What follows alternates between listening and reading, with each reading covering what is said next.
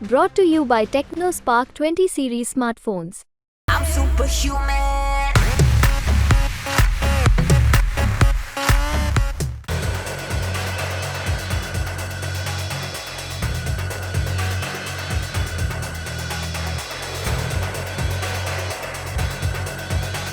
Project 751 ये वो project है जो भारत सरकार की सबसे महत्वाकांक्षी प्रोजेक्ट का हिस्सा है। ये वो प्रोजेक्ट है जो दुश्मन को हर स्तर पर जाकर परास्त करने के लिए काफी होगा। ये एक ऐसा प्रोजेक्ट है जो दुश्मन की नींद उड़ा रहा है। ये वो प्रोजेक्ट है जो समुद्र में भारतीय नौसेना की ताकत को चौतरफा बढ़ा रहा है। इसके तहत बनाई जा रही 6 नई पनडुब्बियों को लेकर बड़ी ही दिलचस्प बहस छिड़ी हुई है।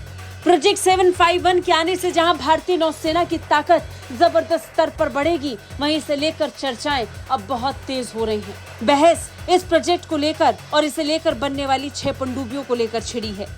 असल में इस बहस का विषय इन पनडुब्बियों में वर्टिकल लॉन्च सिस्टम या VLS का ना होना है।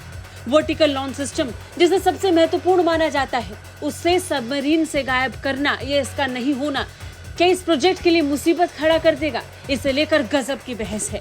बता दें कि आमतौर पर पनडुब्बियां पानी के अंदर से सीधे मिसाइल दागने में सक्षम नहीं होती, लेकिन भारत ऐसी सबमरीन्स बनाना चाहता है। खास बात यह है कि पनडुब्बियां पानी के अंदर मिसाइल दाग सकें, इसके लिए उन्हें पानी की सतह पर आना पड़ता था।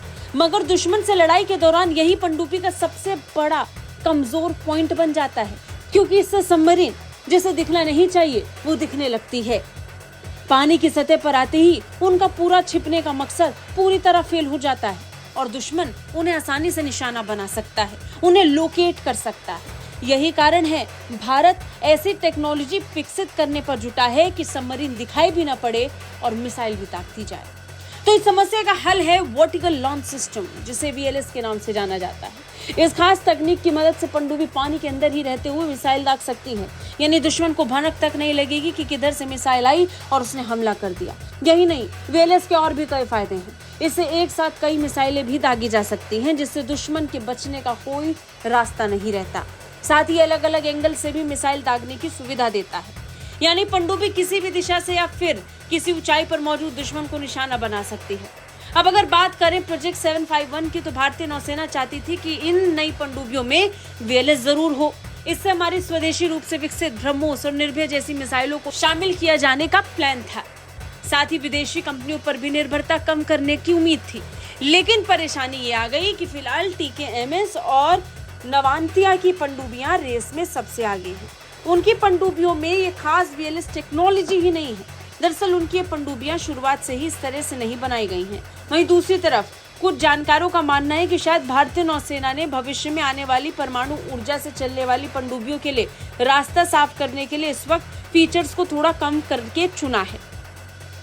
फिलहाल उनकी प्राथमिकता एंटी सबमरीन वॉरफेयर और एयर इंडिपेंडेंट प्रोपल्शन जैसी तकनीकों को ज्यादा तरजीह देना है। लेकिन ये भी सच है कि VLS टेक्नोलॉजी और स्वदेशी क्रूज मिसाइलों के फायदे को नजरअंदाज नहीं किया जा सकता। उम्मीद है कि भविष्य की पनडुब्बी परियोजना में VLS टेक्नोलॉजी और मिसाइल विकास को ज्यादा महत्व दिया जाएगा, जिसे लेकर इस समय बहस छिड़ी है। ब्यूरो रिपोर्ट, भारत तक।